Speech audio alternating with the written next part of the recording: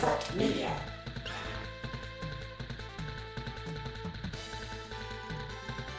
CFM Radio. CFM Radio.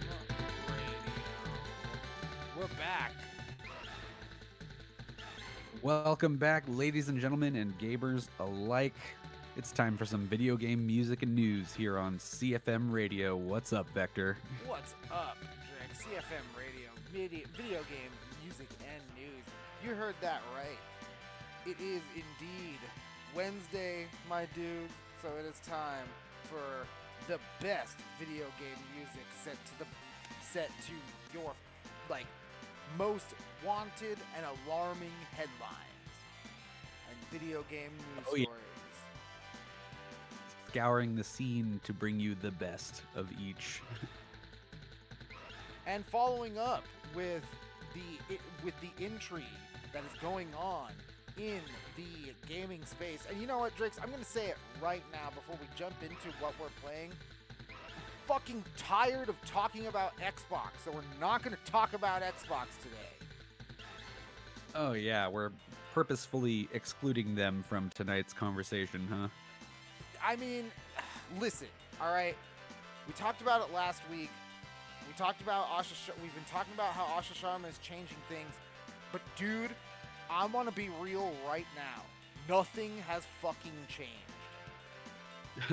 Yeah, pretty much. That's what, one thing we like to measure when it comes to the headlines that we gather up for the show each week, is like, is this going to matter to you? Is it worth your attention? Because we know you got other things to focus on. And that's one of these, it's one of these things where I looked at it and I was kind of waiting this week to see if there was going to be any sort of movement, but with Xbox, because they did the PlayStation, discount, or the PlayStation, the Call of Duty discount, right? So now Game Pass doesn't cost as much as it does, or it used to. It no longer costs a ridiculous $30 a month, right? Yeah, I'm not paying that much a month just to play the latest Call of Duty, especially as the game journalists we like to be, we like a little bit of variety. We like to keep our horizons broad. Even though I've been playing a lot of the same games lately. I think we both have been playing a good bit of the same games lately. But that's one of the things, too, is that, you look at this Game Pass fiasco, and oh my god, it just... I would pay for it if there was a little bit of variety in the games, right? There was a little bit of variety in what we could do and what we could play, but there isn't. There's not a ton of it.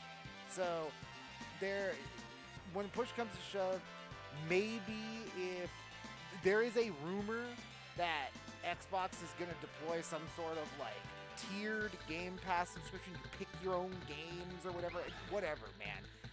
Or a la carte, huh?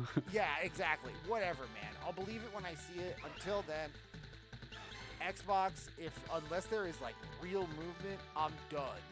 They eat up a ton of our time, and honestly, like I said, I would rather be talking about what we're playing. And Drix too, have to admit, you're on screen right now. You're watching some of my latest marathon footage, and it's just, I think I'm rolling up on 250 hours in that game. It's ridiculous. Wow. I play the fuck out of this game. I'm gonna be putting out a few guides so that people who are struggling can maybe grab some gear, follow a guide on some of the hottest maps, some of the hottest spots that you can grab some good loot. You see a lot of these farming guides on YouTube. I'm gonna cut out the flack and give you guys probably a per map little bit breakdown as to how to figure out what you're trying to look for on what map and how to get it the most efficient way, because the end of the first season is coming up, and if you're trying to keep up, then I gotta tell you, it hasn't been easy. No. And so I've been thinking about putting a few guides together to help people out who might want to push these final days of the season, push these final weeks of the season. I think we have about a month and a half, if you want to get back into Marathon and you want to try to push into the Cryo Archive and at least get a few exfils, get a few good good guns, and then get out of this huge mega dungeon PvP raid. That's all the rage. That's pretty, and honestly, as someone who's been in there a few times, it is pretty awesome. I just haven't gotten out. Yeah.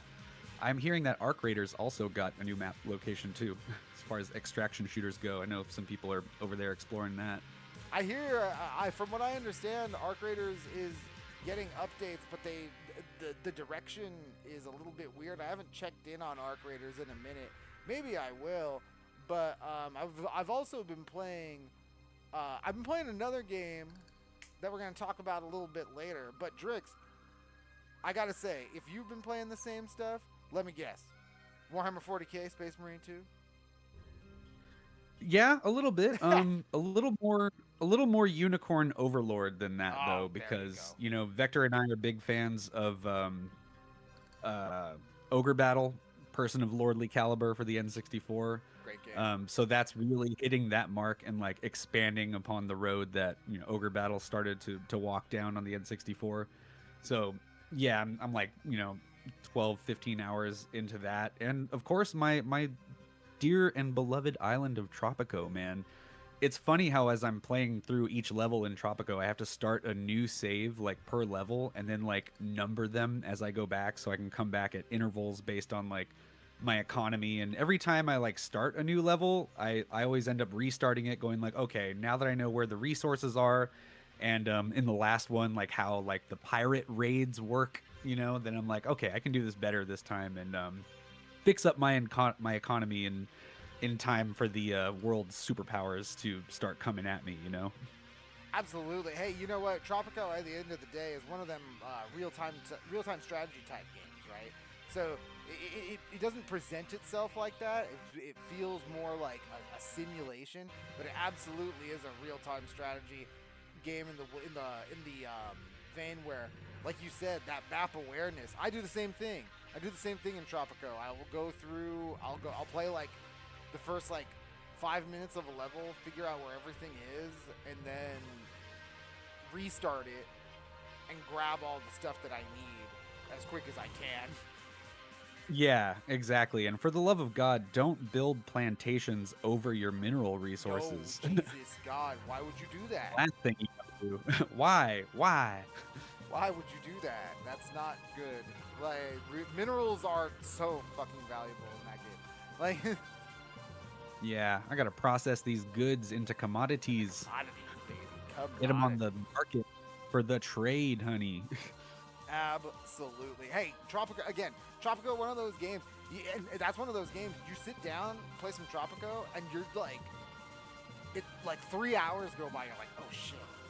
Yeah, I wake up like half of the day later going, where was I? What was I doing? Yeah. I went from like 1914 to like 1975 in a few hours. I'm like, oh my God. Yeah, no, it absolutely one of those. Same thing goes for me with Age of Wonders 4. I actually had to push down Age of Wonders 4 because there were days when I would sit down, play that game, and then like look up and realize, like, it would be my day off. I would sit down, play a campaign, look up and realize, oh, people are coming home for the day.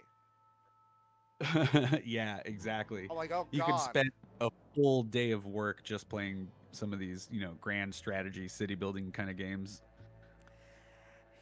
Absolutely. And hey, you know, like Drix was saying, we might be playing the same games week after week, but honestly, it's not like there isn't a ton of games to play. It's just when a game gets its hooks in you guys, you kind of can't deny. You just start playing it, and I feel like a game that got its hooks into us this weekend was something that we didn't expect, that it was gonna be so engaging, right? Yeah, exactly. So engaging. I'm on a bit of a Western music kick since I opened up the show with Sunset Riders. Just played Wild West from Time Splitters 2, and right now you're hearing the theme from Red Dead Redemption. a classic, So, because super we fun. are going to we are going to move into the show proper with our first topic, and that is our impressions of Far, Far West. Yeah, we're definitely on a bit of a cowboy kick right now, but this game, Far Far West, has a bit more to it than just, the Wild West, right? It kind of Yeah. blends these weird, like, okay, so we're fighting the undead, but also we're robots and casting magic spells, you know? Honestly, Drix, it's such an inspired aesthetic. Like, you wouldn't think, like you just said, all right, we're robot cowboys who cast spells against the undead in like a robot cowboy saloon world. Like, what is going on? You look around, you're seeing it on the screen, you look around here, it's Cactus Day, like, and all of this aesthetic has just so much charm. You look around anywhere in the world of Far Far West and you're like, wow, it's very familiar, but then you're like, wait a minute, Cactus Day. Yeah, and I'm really liking the co-op gameplay in this one. It feels a bit to me more like a Helldivers 2 than like an extraction shooter. I guess we keep saying it's a wave survivor, even Yeah. though there are like objectives on the map.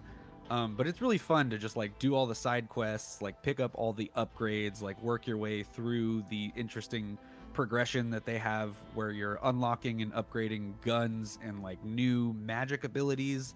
And you're seeing us play darts in the Yeah. saloon right now, which I had a great time doing this. This is the thing with this game, is that you're right. The co-op wave shooter, wave survivor gameplay, very akin to Helldivers 2, very akin to a game like Killing Floor, right? Like, you're sitting here trying to fend off against tons and tons of undead. But in the in between, you're doing things like this, where you're playing little mini games and even upgrading some stats and some other systems that are honestly in depth. We're gonna skip forward here into the meat of the gameplay proper, so you can get a little bit of a feel for what we're talking about here. But one of the main things that this game does really, really well is the movement. Yeah, schmoovin' is what we're doing. Yeah, you absolutely hustle in Far Far West. This is one of those games where when you start moving, it's got a really old school feel in like that Unreal Tournament 2004 type vibe, where you've Arena got, shooter. yeah, exactly, like the arena shooter style, where you have a dash and a jump, and the dash is kind of like a hop in a like omnidirectional hop. You'll hop towards the direction that you were pressing, and Yep. you can use. You're seeing it right now. I fell off my horse, but I'm using the dash and then I jump. And when you do that, it retains your momentum, so you can go really fast. Just propelling forward at such speeds. And Helldivers, Arc Raiders, and Marathon, you don't get to mount up, in the way that you do in Far Far West. So all these like long runs towards like map objectives and stuff, it's a lot of fun just going from point A to point B. Absolutely, and because and honestly, for such a small game, for a little while you do feel like it can get pretty empty feeling. But as you can see right here on the screen, there is a lot of larger than life set pieces and just events and attacks that enemies can do. You kill one of those guys with a giant barrel on his back, and he literally lets out a nuclear blast. So Yeah. the game does a very good job of I guess, masking how empty it is, because you never feel that. You always feel like when you're on your horse, you are going way faster than anything that any other way that you can go in the game. It makes the traversing the distance feel like it flies by. So Yeah. there isn't anything cumbersome about playing the game. And honestly, like you're seeing right now, the objectives can actually get pretty inventive and fun. Yeah, they definitely feel unique. Sometimes you have to like hit a certain button like in time with the rhythm. There's some like almost puzzle elements that will like try to confuse you, where it's like, oh, like hit the red triangle, but it's showing up in like blue or green text, and it's like, you try to keep me guessing here. And you're seeing a little bit of this smashing pumpkins side quest that we were doing as a side objective in a map. That was pretty cool. And I was singing like Billy Corgan the entire time we were doing it. Hey, the world is a vampire, and that linked right into what we were saying earlier, where you are chiefly fighting the undead. You'll see them here when we finish up this little pumpkin smashing fiasco. But your primary enemies are mostly skeletons. But I gotta say, Drix, the bosses in this game are pretty crazy. Yeah, a lot of fun, whether it's, the giant bird that we shoot, or, knocking the windows out of the haunted saloon. The boss fights get pretty intense, and especially as you like climb up the difficulty, like the hordes of undead like feel really like overwhelming, but it's such a good time the entire time. And one of the things that I think sets this game apart from other games, like a Helldivers, is that the game not just the vibe, right, but all the different how different all the objectives feel, because all the different, you could go from one moment, like you were saying, doing some kind of puzzle where we all need to flip the switch at the same time, to what you're seeing right now, where we're going to start a little memory. It says you start a memory game, but in reality, when you figure out what you're doing, you're putting in ingredients into a warhead to create some kind of bomb.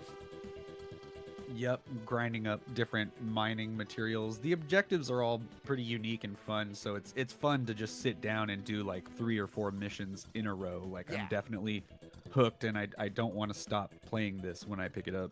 Yeah, it's absolutely easy to lose all. This is one of those games where if you have all day and you decide, hey, you know what, I'm just gonna play some Far Far West, you might just lose your whole day, because it's intuitive, it's fun. Whenever you are going up against these overwhelming odds, you always feel like you can carve your way through.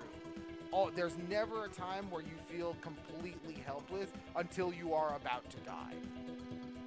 Yeah, until you run out of ammo. But other than that, you can just keep making headshots and start clearing waves. Yep. And also, one thing I forget to do is cast magic, because even though you're a robot cowboy with a 6-shooter, like you can still do acid sprays, life draining voodoo, like exploding fire bombs and electric storms and stuff, which is another element of style, and that just kind of really makes this game stand out as unique.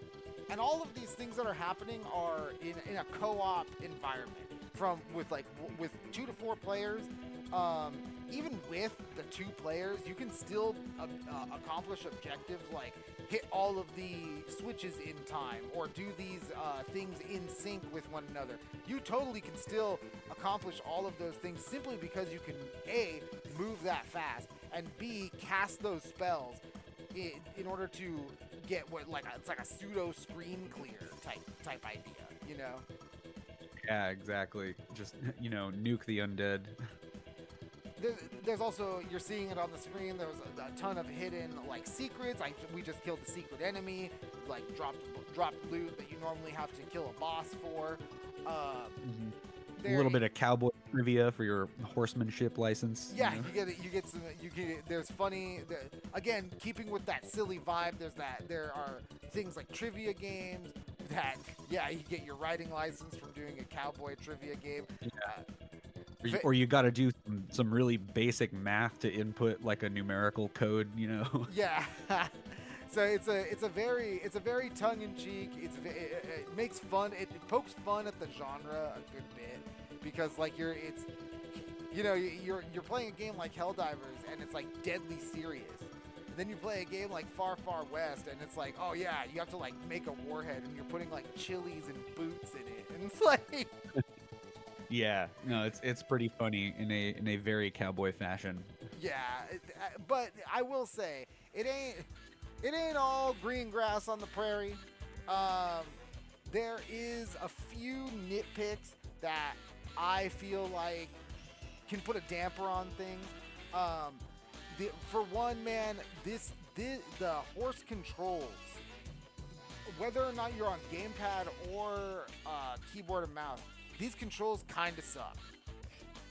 Yeah, at least on the mount specifically, because you know there's some times where you have to do some kind of tight maneuvering, like across a bridge and stuff. But you know the turning on the horse specifically just doesn't kind of react very intuitively, you know. So I was like falling into rivers and water and stuff, and kind of slowing some of my schmovin transversal, you know, throughout the map.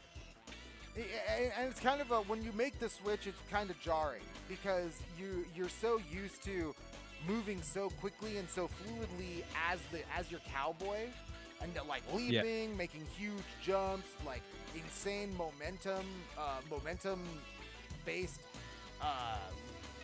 screen clearing, but you on your horse again, either way, keyboard and mouse or gamepad, the controls are more like a Resident Evil style, old school Resident Evil style tank control than anything else.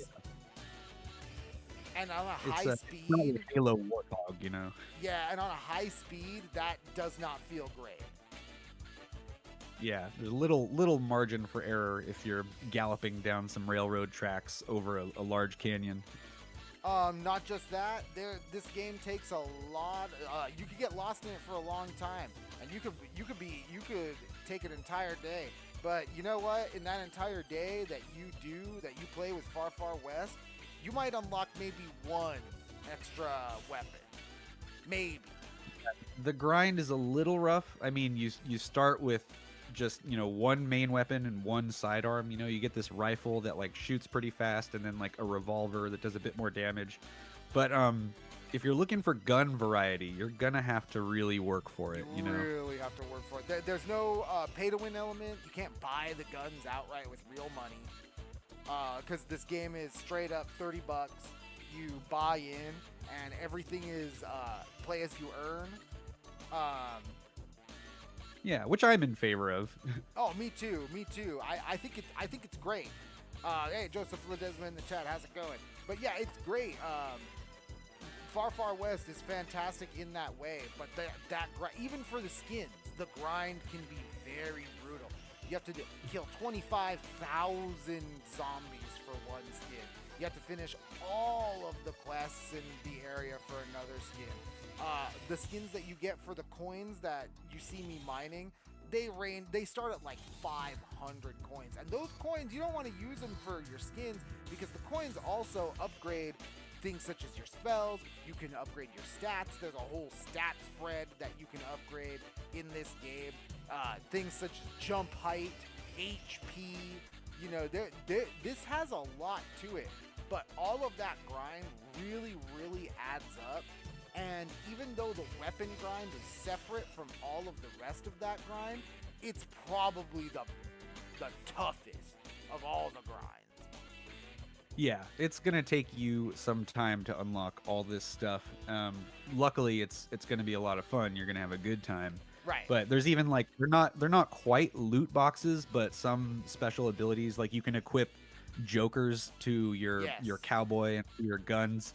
But to get some really good ones, you're gonna have to go gambling. Yes, and that's really what the crux of the game comes down to.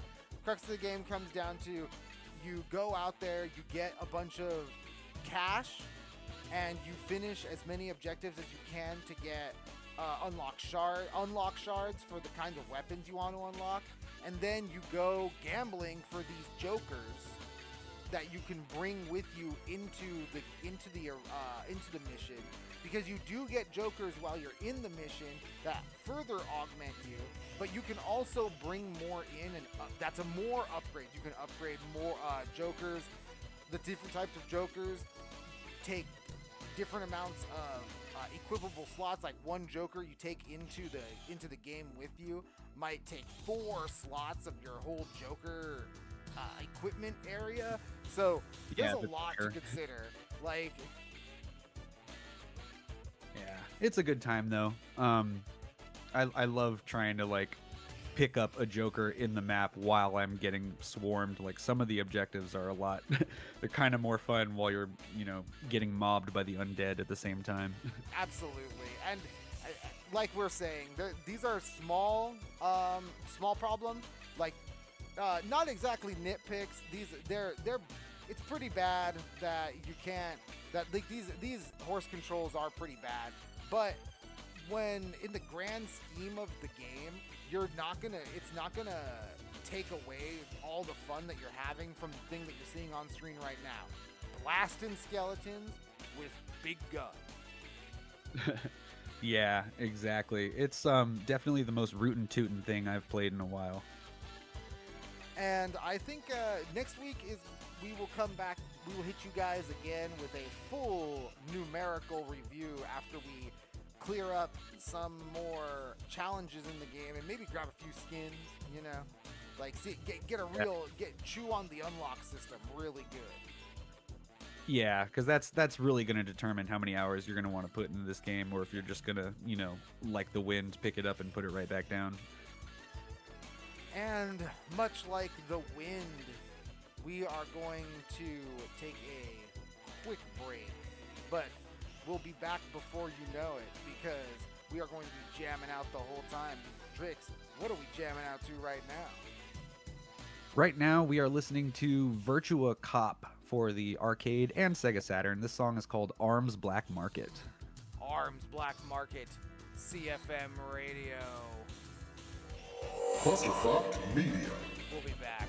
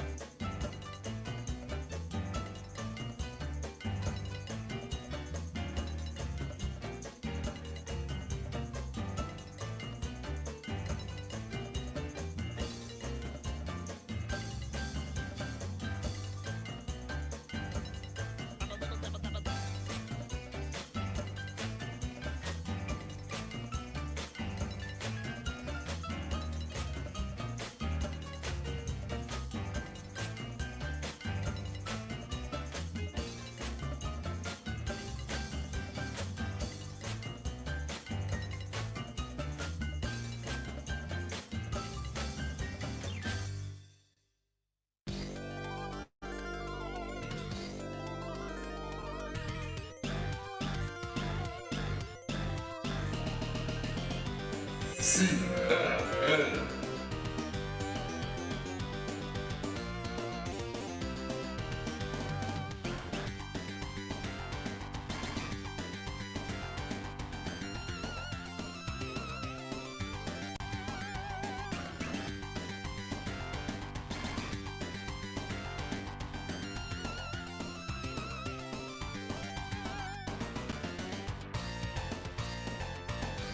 And CFM Radio.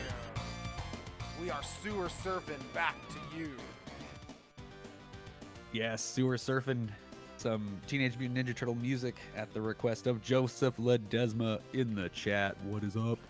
But that last little jam that we heard was actually a Muppet song from Muppet Race Mania for the PS1. That song is from the restaurant level.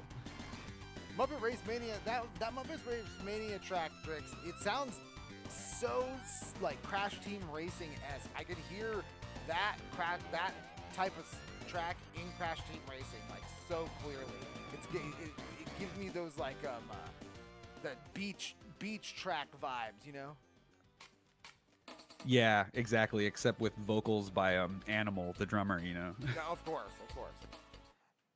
But now we are coming to you with a game that I checked out, and you know, this game is kind of flying under the radar for most people, but I think a lot of more people would check it out if they realize that this is the new game from the makers of Psychonauts. Yeah, that is a beloved cult classic, right? And you're seeing it on the screen right now. It is Kiln. Sweet. So, some pottery action then, huh? Indeed, and what you're seeing on the screen is the main mode of the game. What Kiln is like you said, it is a pottery style. I kind of want to call it a MOBA. Like, Yeah, right? It's looking like one. Yeah, I kind of want. The thing is, there's no like creeps. There's no equipment. There's no like gear. What you're seeing right now is the extent of like that kind of customization. So the goal of Kiln is to defend your kiln, the thing with the flames right there, from the enemies coming in to douse it with water. Huh. And making some pots in the process, huh? Well, Drix, everybody has to inhabit their vessel as a spirit because you need as much water as you could possibly carry. Yeah, wow. Heading on down to the river or the well, huh? And the well is the more apt way to say it because there are very few rivers. The river, if you do fall in a river, you normally like fall and die. But there are wells, and you go to these wells, or you break other pots holding water, and they drop all their water, and then you could pick up the water. And then when you go to the enemy kiln, you drop all the water on the fire, and then you douse the kiln, and then you win the game if you put it out. Oh no, how am I supposed to make pottery when my kiln has been doused? Exactly. See, you're getting it. So it all seems very strange, and it sounds absolutely strange.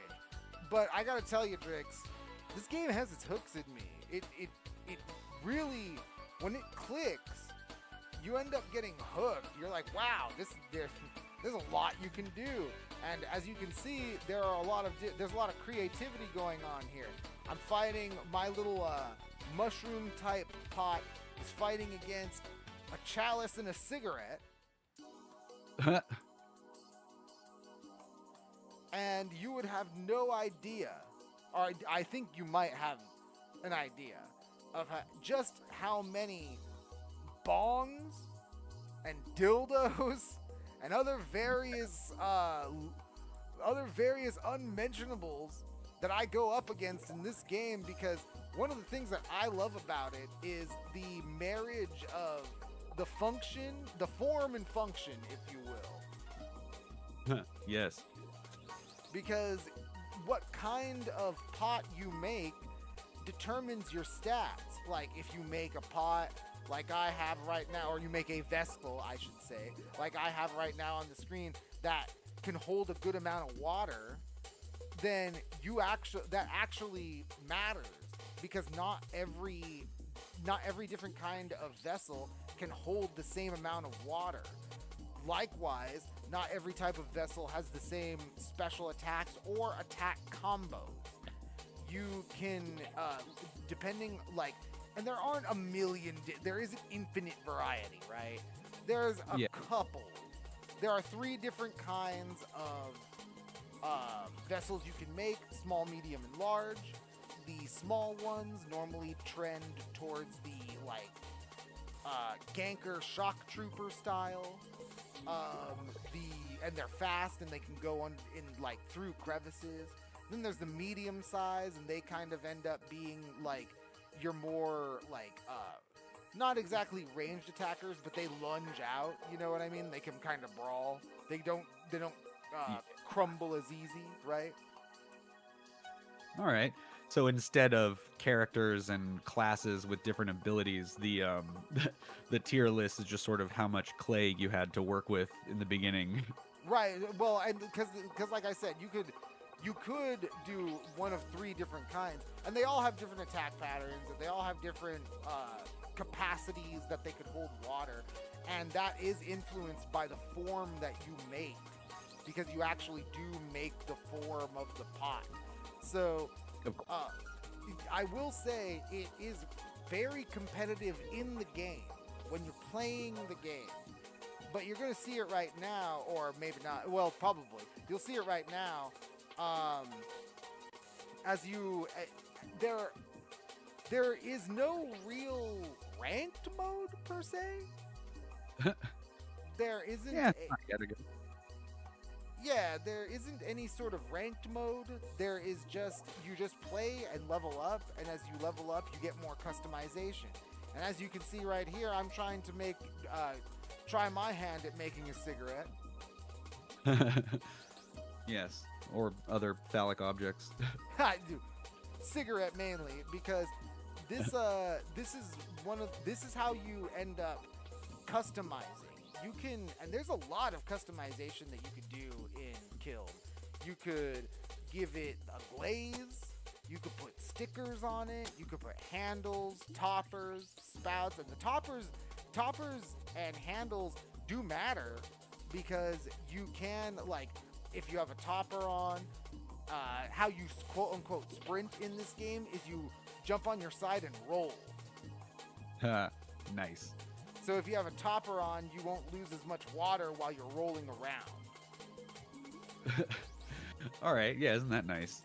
Yeah, so like there's a lot to Kiln, even though it comes at you very low stakes. Like, a loss doesn't mean a ton. There's not a ton of feels bad. Like, you don't lose any points or anything like that. You get a little bit less XP, and that could be lame, because at the end of the day, you want to level up, because when you level up, you get a ton of extra customization. And I'm not just talking about like the stickers and the toppers and all those kinds of things. I'm not just talking about that. You can actually get tools like rulers and sculpting tools.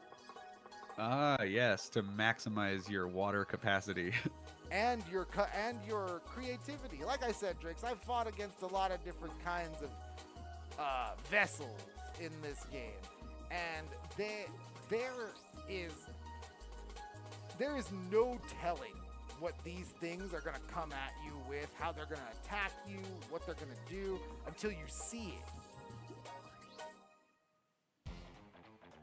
Yeah, wow. People, anybody on an online game can get real creative with this one. Sounds perfect for Jack and Jill enthusiasts, Yeah, it's absolute great way to put it. Jack and Jill enthusiast types. And you know what, Drix? It's one of those games where you absolutely expect this from a studio like Double Fine, right? Like yeah, exactly. Yep. They're doing some good stuff over there. This is pretty unique and cool. So this is Kiln again. Again, I will have a full review for it next week. gonna put it through its paces. Like I said, there's when push comes to shove, there actually my one big criticism is there's actually not a ton here. Like there isn't a big amount of content for you to get through, and who knows when you get to a point where getting that next level is like another 5 games when you've already played 10. Yeah, exactly. You don't want that road to stretch forward forever to get what it is you're looking for. Yeah, and because this game definitely has a great. It doesn't overstay its welcome, but we'll see if that trend actually continues. Because, like I said, if it gets a little tough to level up and there's no like ranked mode for me to like push and pull and like really try to like really put the game through its paces, I don't know what the end of next or this time next week will look like, right? Yeah, it's like you got to really just enjoy the PvP mechanics, and the actual matches of it all. And that is Kiln for now. We will, like I said, we will be back with a full review next week. We are now going to jump into some new releases before we get into the news. But before we do, please make sure to give us a like. If you haven't subscribed, subscribe. If you're on mobile, give us a hype. And honestly, if you want some music requests, or if you have a music request, like Joseph Ledesma in the chat, drop it in there. We will give it to you. Oh yeah, love playing tunes you want to hear. But, speaking of things that people want to hear, it's time for new releases. Oh yeah, as always, every week we are keeping your fingers on the pulse of the games that are coming out this week. So there's always something new for you to play, for you to pick up, and for you to enjoy. And this week is pretty big, Drix. We're going through a couple of games this week, and there isn't a huge amount of new releases, but they are big. And the first one is Saros. Yeah, this one's been getting a little bit of hype in the state of play showcases. This is not our first time discussing Saros, but sounds like you're going to be doing a little bit of a almost roguelike dying, right? But coming back stronger. And from the PlayStation Store, quote, Saros is a haunting, dark sci-fi adventure from the creators of Returnal. Beneath the shadow of an ominous eclipse, Arjun Devraj, Rahul Kohli, star of The Haunting of Bly Manor and Midnight Mass, is a Soltari enforcer who will stop at nothing to pursue answers on the shape-shifting world of Carcosa, a planet filled with dark secrets and hostile inhabitants. Come back stronger. Bullet Ballet evolved as you constantly build your strength and immerse yourself in this evolving world of Carcosa through the otherworldly sound design and the feeling of power with the haptic, with the help of the haptic feedback and of dual sense. And this is one of those Housemarque games, and these guys, if you played Returnal, they're not lying when they say that stuff. Yeah, they know their haptic feedback. Yeah. And they absolutely can have that sound design. When you're playing Returnal, stuff sounds like it's coming out from all around you. Yeah, I love me some otherworldly sound design. It's great. And Saros hits PlayStation 5 exclusively this Thursday, tomorrow, April 30th. Oh yeah. And as I'm on the hype train for this one, I gotta play Returnal with my PlayStation Premium subscription. yeah, absolutely you do. And you know what, Drix? Saros, if you really wanted to, you could play Saros now with the deluxe edition. Ah, yes, the early entrance to the party. And next, we have another huge game coming at you in Invincible Versus. Oh yeah, invincible action. From From the Steam page, quote, Invincible Versus is a brutal 3v3 superhero tag fighting game set in the Invincible universe, where you can battle to the death as a team of fan-favorite characters in iconic locations. And Drix, this one is getting a lot of fanfare, both from fans of the show and from people in the fighting game community writ large. That's good to hear. I am absolutely glad to hear that, because while I'm not that familiar with the comics or TV shows, I have definitely seen the memes on this one, and it's cool that there's such a fandom that it's worthy of its own fighting game too. Yeah, this is one of those games like I played it during the beta. I didn't talk about it. I didn't talk about it on the show, but I did play it on the beta, and I will say I wasn't super impressed with the gameplay, but the spectacle is absolutely unlike anything you've ever seen in a fighting game like this before. Like, you do not find a tag fighter that has anime-style action like this that's as violent as this. It just doesn't happen. Do you see what it takes for them to match our power? Yeah, and Invincible Versus is also hitting PlayStation 5, Xbox Series X, and PC tomorrow, April 30th. And if you're a fan, I guess you've already pre-ordered this one, because it is on the charts on PlayStation and on Steam. Yeah, big numbers from Skybound Games here. Hope all the fans enjoy this one too. Yeah, same. This is one of those games, I'm a fighting game guy, so this is one of those games. Maybe I'll pick it up when it's on sale. Yeah, not a diehard Invincible guy, but you are definitely a fighting game enthusiast, enjoyer. So yeah, when old Vector says it's got action you've never seen before in a fighting game, I think you can take that to heart. Yeah, you even if it's not your cup of tea, you definitely want to get this game, because you just don't see a fighting game like this ever. It has with this kind of gameplay and this kind of action, looking like it does and being as violent and bloody and gory as it is, it just doesn't happen. Yeah, it's been a while since we had a DC crossover in Mortal Kombat, so this is even then, Drix, those games don't get as violent as this Invincible Versus game, right? Oof. Yes, that's a tall order, more violent than Mortal Kombat. Yeah, it's pretty crazy.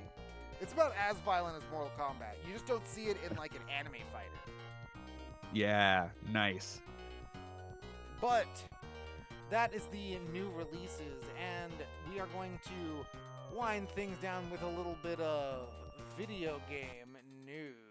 Video game news. Oh yeah, what's the latest? What's in the headlines today, this week?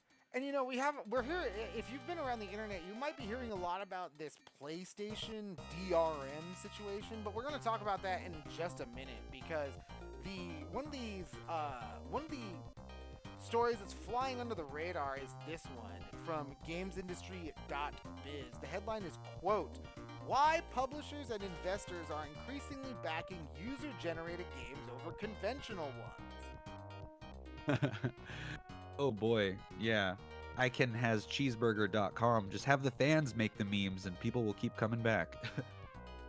From the article, quote, the runaway success of hit games created on user-generated platforms, chiefly Roblox, is increasingly attracting investment from venture capital and publishers who previously backed PC and console games, says investment firm Double Black Capital, who say that major publishers won't be far behind.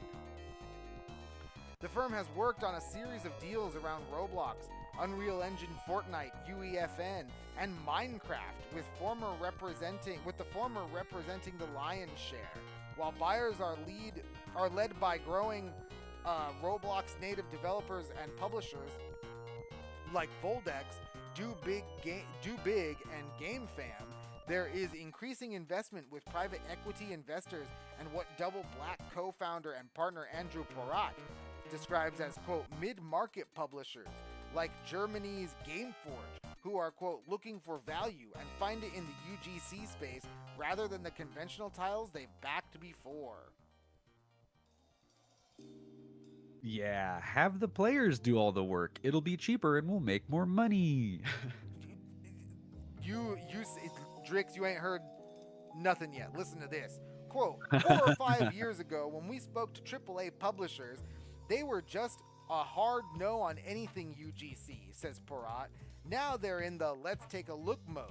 They're going to the Roblox Developer Conference. It's only a matter of time before somebody like Electronic Arts, Take-Two, or Scopely does one of these bigger Roblox acquisitions and makes a big splash.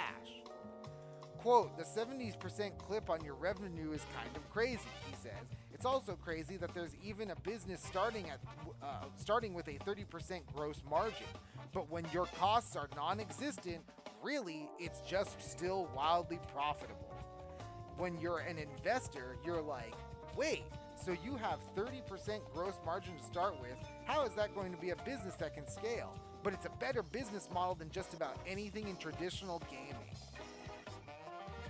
Oh, man. This is funny. I'm laughing at this. This was a trend we ignored, but now it's making money, so the, venture capital's paying attention now. Hey, whoa. You're telling me that people will actually play these bullshit user-made games? Here's the thing, Drix. I don't understand why this is such a controversial thing for venture capitalists when you have fucking Valve over here who's been writing the Dota train, a Warcraft 3 custom map for the last 2 decades. Clearly these venture bros aren't playing enough video games. No, they don't. Well, but here's the thing, Drix. Where's the return on investment in playing games, Oh, it starts at 30%. Oh, but wait, hold on. So here we go. Reading forward, quote, the firm ended up navigating deals between hard-bitten private equity lawyers with billions of dollars under management and teenagers represented by strip mall lawyers with no M&A experience. It's a learning experience for both parties, private equity says. Keen, quote, come in with these crazy hard business tactics that would never work with a teenager who's living with his mom, doing management meetings from his bed. That doesn't work. The teens, meanwhile, were not set up to sell.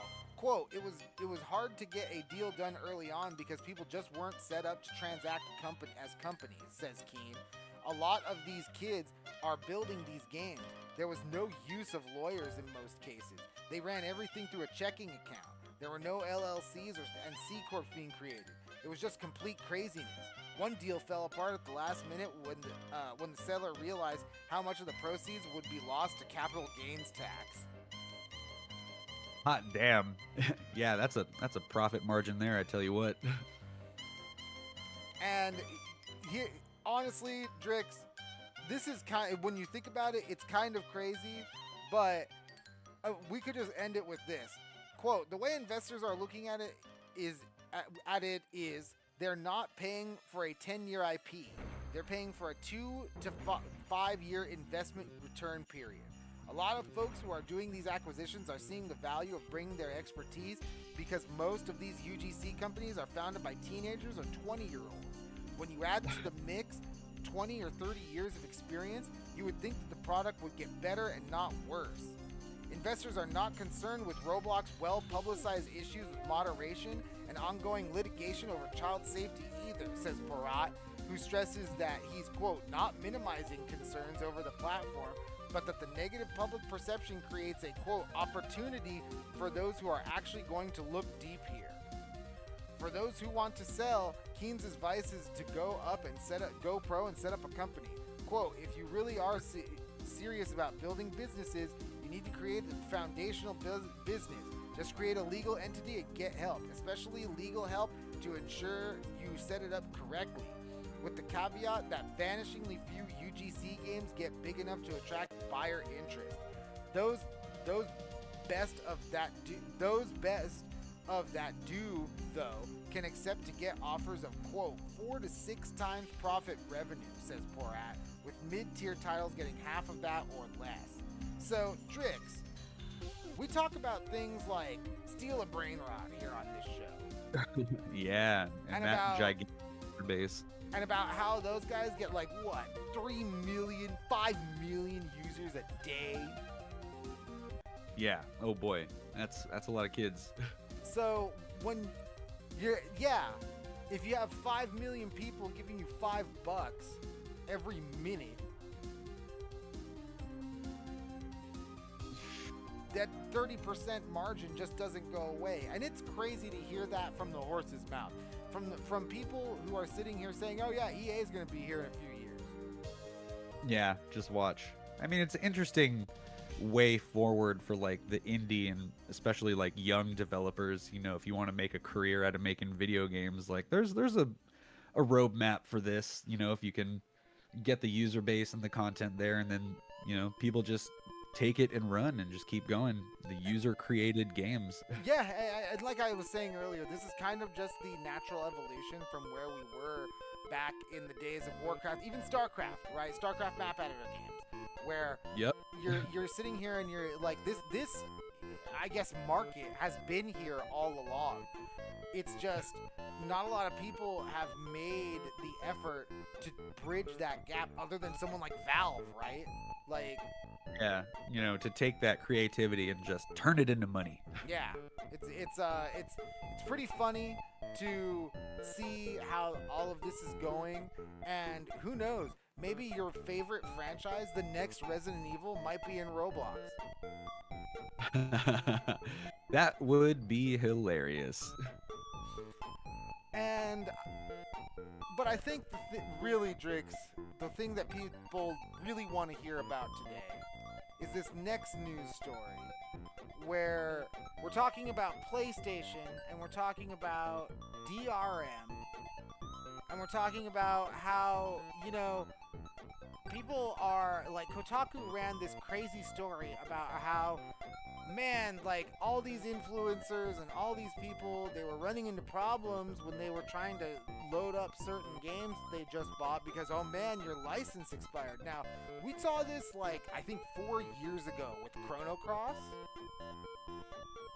Yeah, right? It's like, how often do I need to connect my console to the internet to play something that I purchased? Now, this whole thing has been like a comedy of errors. There are people saying that it's intentional, it's non-intentional. There are reports of PlayStation clarifying things, PlayStation not clarifying things. Listen, PlayStation did come out earlier and say it was a bug. And then someone had the bright idea to talk to a PlayStation chatbot and get the chatbot to say that actually it's real DRM.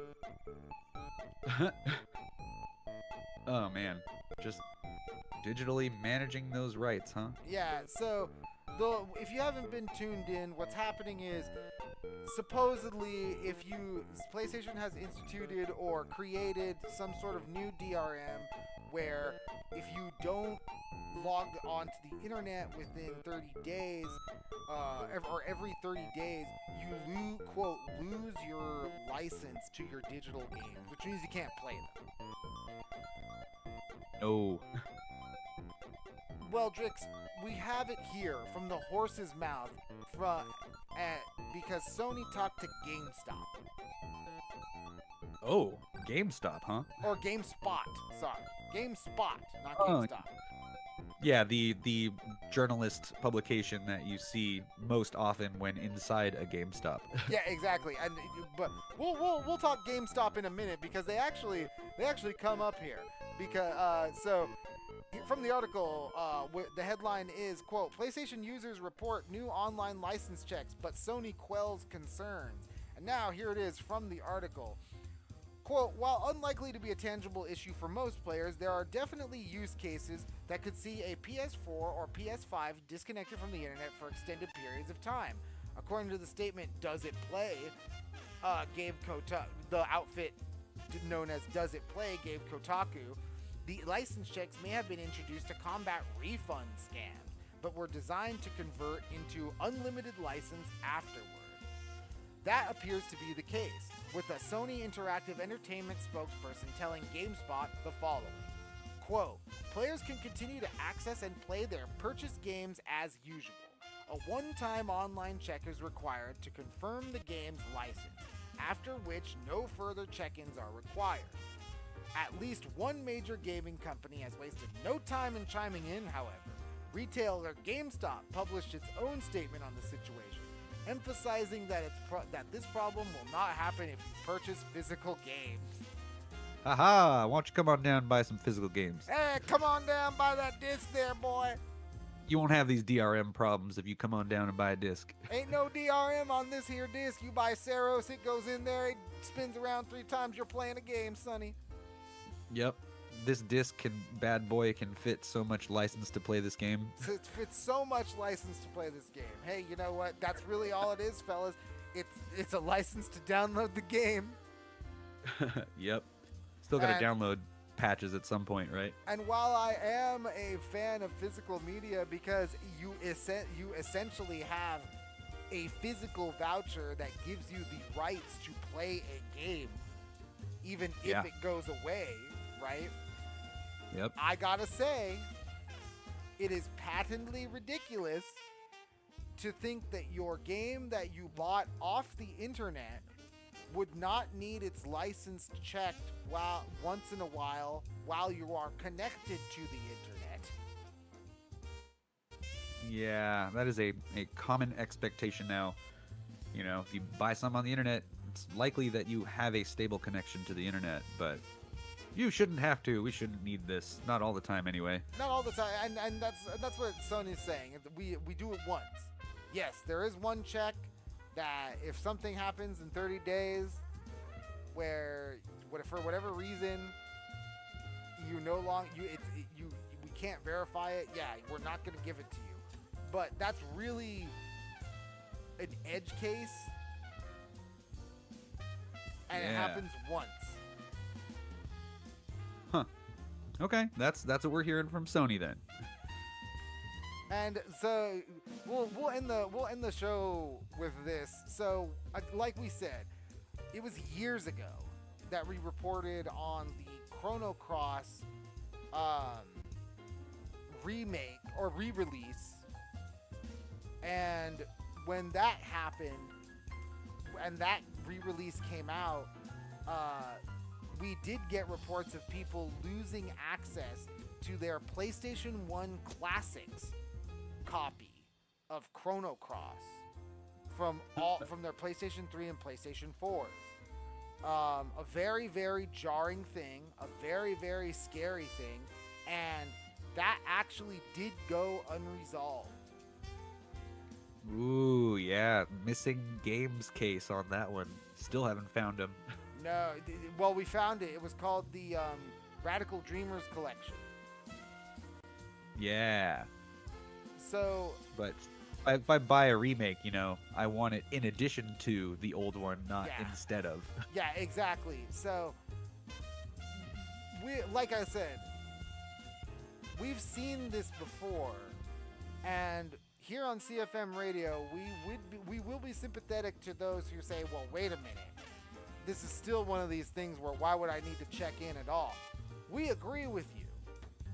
However, we want to be real and point out that the reporting has been overblown. You don't need to constantly keep checking in.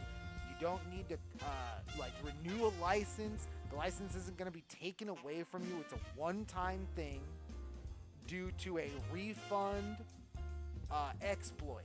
And I don't have any official reports on a refund exploit, but I have seen reports on Reddit where you were able to take a game, buy it, then launch the game, go into your system settings, refund the game while the game is still being launched, and you still can play the game and get the refund at the same time.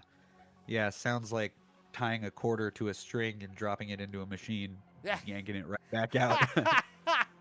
Digital edition. Yeah, you just you put the $80 quarter, the $80 coin into the PlayStation arcade machine, and then yank it out, and they're like, wait a minute, what the fuck?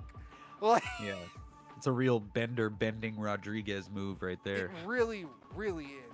But so like I said, not a huge issue for folks who are looking to just keep their physical or their digital licenses intact where they are.